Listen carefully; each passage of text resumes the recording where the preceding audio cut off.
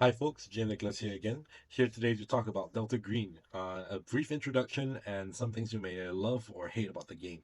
Basically, this series is just to get you introduced to the game and for you to decide if this is a type of game that you would enjoy or not. So, first things first, what's Delta Green? Delta Green is a modern day horror investigation kind of game, and it also delves a little bit into human drama. I'll explain a little bit more about that later on. But essentially, Delta Green was kind of a mod of Call of Cthulhu and in the old edition. And since then, it has spun on to its own thing, and its emphasis is really much on a grittier style of gameplay. In Delta Green, you play as members of Delta Green, a secret society trying to stop supernatural incursions. So this is Delta Green is kind of part of the government, but not really. And there are a lot of conspiracy theories essentially about what Delta Green really is.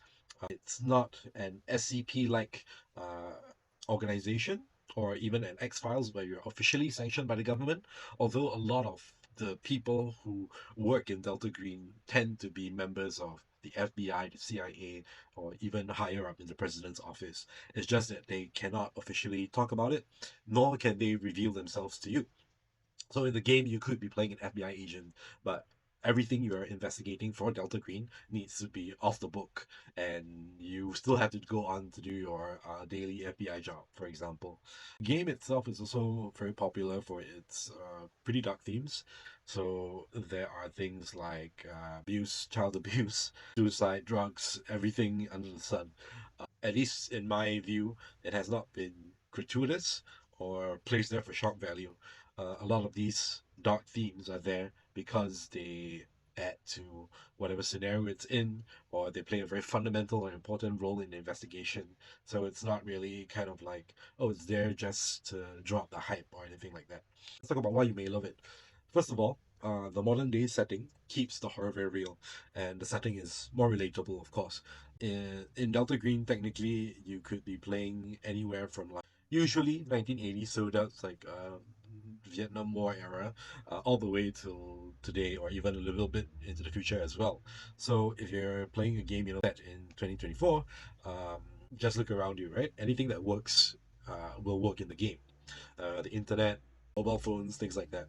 I think one of the scariest things about Delta Green as well is even with all this technological power and guns and machine guns, rocket launchers, whatever it is, what have you, you are still at a very real risk of losing and dooming all of humanity. So that's some of that horror there as well. Next, there's a very unique and drama-filled sanity mechanic in the game. So for those of you who are familiar with horror RPGs like Cthulhu, you'll know that sanity mechanics are a thing in those games. Whenever you see something horrific, you meet a monster that's not from this world, you see a friend die, etc., it affects your mental state, and it sort of serves as a second health bar. In Delta Green, the sanity mechanics work off something else called bonds, and bonds are exactly what they sound like. So how close you are to other people in your life. So depending on your job scope, let's say you're an FBI agent, you're very busy all the time, you may have fewer bonds. What happens is, let's say you're on the field and you see a shadow move without anything else there. And I tell you, okay, you gotta roll, like, make a sanity check. And if you lose a bit of sanity, you can actually project that sanity loss onto one of your bonds. So let's say you have a bond value with your wife at a value of 10. And because you lost 3 sanity, I'm going to offset that to my wife. And then my value with my wife becomes 7. So what happens then is at the end of the session or towards the end of the mission, when I'm heading back home, I need to roleplay how that relationship has deteriorated. So maybe I forgot an anniversary, or I wasn't there for one of my son's soccer practices, something like that. And it plays a toll on your puts a toll on your life as well, which I'll touch on later on again. If you like stories with a lot of downward spirals, so if you like your true detectives, if you like your dark fantasy type of movies and plot lines, this might be something you'll be really into. There is not really any getting better in Delta Green. Things don't get better; they always get worse most of the time. And it's a game where you are more likely to slowly lose control. and descend into madness or suicide, things like that. So obviously, people who are squeamish about these kind of things should not be playing this game. This game is as much about the investigation as it is about your personal life. So what do I mean by this? Remember the thing that I said about bonds and stuff like that? So you have responsibilities on those things as well. And let's say you are a reporter by day, you're gonna have deadlines that you need to submit your work with. And it's about juggling what you need to do for Delta Green versus your daily responsibilities and trying to balance that all out. So in the middle of tracking down a cultist layer, you may get a call from your son's principal telling you that, hey, can you come in because your son has been like fighting with the other kids and he's talking about something strange that you did the other night when you came home and you were staring at the wall, uh, and stuff like that, right? So it kind of forces you into like these very awkward situations and very real situations that you may face in your daily life as well, except that there's this huge pressure of like, hey, this really dangerous supernatural investigation that's going on that you may be affected by. So next, why you may hate this game. So, number one thing I would say is this is not a game where you can win, no matter how well you play the game. So, in games like D&D or Pathfinder, you can craft builds and do strategies to help you win encounters and pretty much have a more heroic fantasy time. This one is not so much, right? As I mentioned, a lot of times you're going to feel completely out of your depth and out of control of things.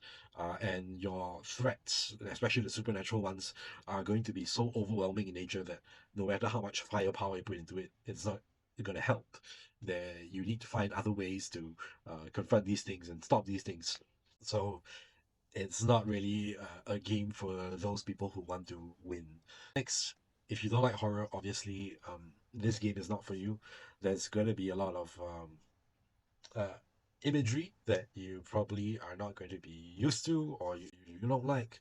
And of course, just talking about the amount of abuse that is in some of the written adventures in this game, it's not going to be for people also who have a lot of triggers and tend to require content warnings. I think if you require and you really pay attention to content warnings, Delta Green is probably a game that you should stay away from.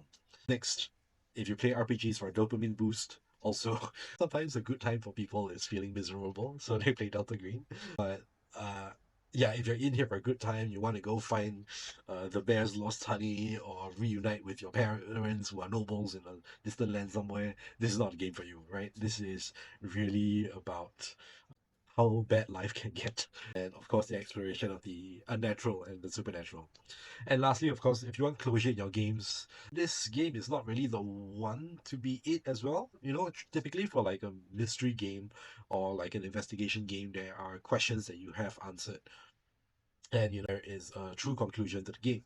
But in Delta Green's case, it's a bit unique. Based on the mythos, Cthulhu mythos that the game is based off of, the more insane you get, the more dangerous you're gonna get. So you're gonna have to make a lot of choices during the game where like, okay, I could find out more information about this, but I could also, you know, end up in a very bad way if I do that. So Delta Green actually, the society actually knows this. So it actually tells you to moderate your learning of these things as well. So you're gonna have to make those choices, and sometimes that means you don't know who the murderer is, or you don't know what's causing this entire thing as well, or you don't have a grasp of the nature of this strange creature. All you know is that you might have stopped it for now, or it's gonna come back again someday and that's like your best case scenario. So if you are in for like a different type of yay, we banished a creature and it's never seen again for a billion years, this is not the game for you.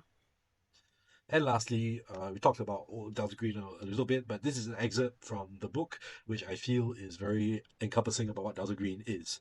Delta Green is not about guns, it's not about a bug hunt, it's not about understanding. Delta Green is about the end of everything, your family, everyone you know, your country, all life on Earth. It's about the end of everything and your place in it, because you'll end too. And that's what the fear is about. That's what the game is about. It's not about winning, and it's not about advancement, and it's not about the best weapon or the most clever plan. Delta Green is about the end of everything and how much of it you'll live to see. Welcome. And with that, thank you guys for tuning in, and I will see you again next time for another game system. Bye bye.